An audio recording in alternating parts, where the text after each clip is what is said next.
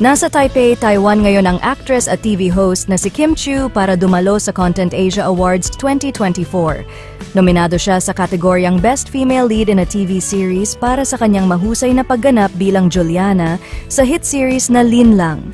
Si Kim ay isa sa mga pinakaabangang Asian actress sa nasabing event na gaganapin ngayong September 5. Marami ang nagsasabing malaki ang kanyang tsansang manalo sa kategorya. Bago siya tumulak patungong Taiwan, nakapanayam siya ni MJ Felipe ng ABS-CBN News kung saan ibinahagi niya ang halo-halong emosyon ng excitement at kaba. Super excited ako kasi first time kong manominate sa ganitong klase ng award-giving body. Nakakatuwa at sobrang nakakakaba, ani Kim.